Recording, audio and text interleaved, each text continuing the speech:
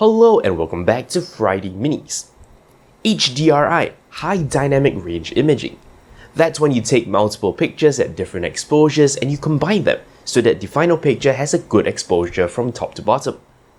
That's not what we're going to do today. You see, the term HDR has also been used incorrectly in some places to refer to an editing effect. This is a post-process effect that is meant to recreate that HDR look, despite the fact that you only have one picture.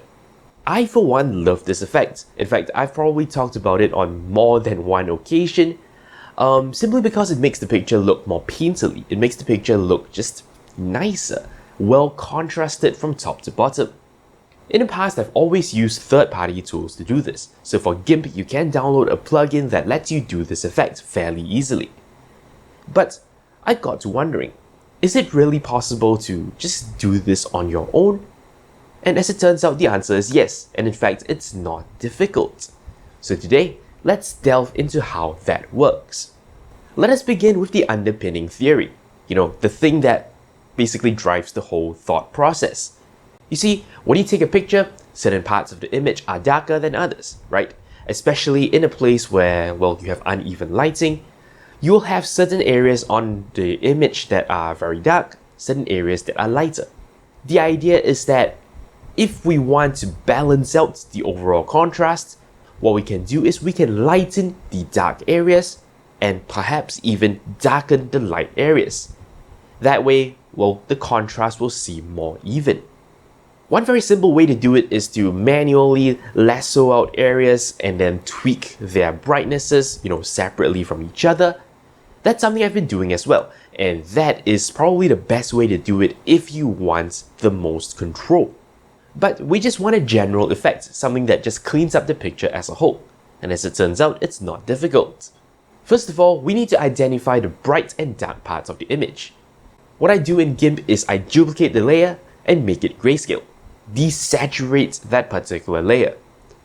In the black and white version, you only have light and dark, so this gives you a very easy way to, see which parts are bright and which parts are dark. And remember, the way we want to handle this is we want to brighten the dark areas and we want to darken the bright areas.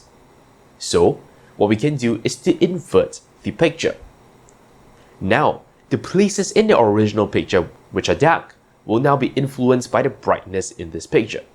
Similarly, the areas that are bright could be darkened by this layer. All we need to do now is to set the blending mode of the upper layer to overlay.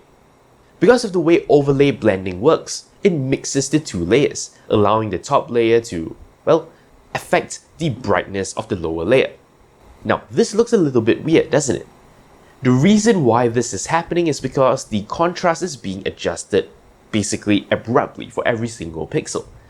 You are seeing an unnaturally flat image, which is why it looks so weird. The trick to making this look okay is to blur the layer.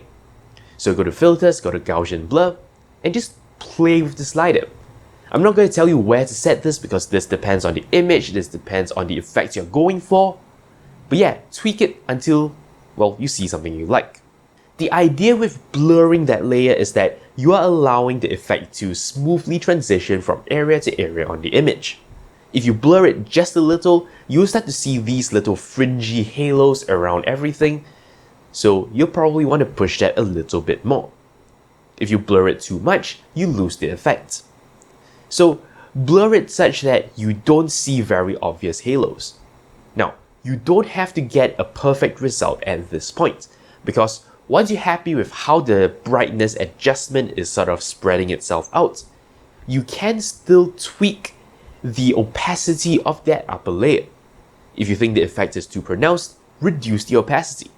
Go for something more subtle if that's what you prefer.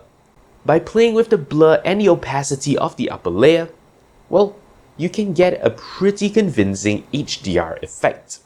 And in fact, that's it. To achieve an HDR effect, that's essentially all you need to do. Darken the bright places, brighten the dark places, that's it. And that basically wraps it up for this episode of Friday Minis. Thank you very much for watching, hope you found this technique useful. But until next time, you're watching 0612 TV with NERDfirst.net. Thank you very much for watching. If you like my work and are feeling generous, you can shoot me a one-time donation on PayPal or sign up for a recurring one on Patreon. Of course, you can simply like, comment, and subscribe. You know the deal. For more videos, links to my channel and a related playlist are on screen. Thank you for your support.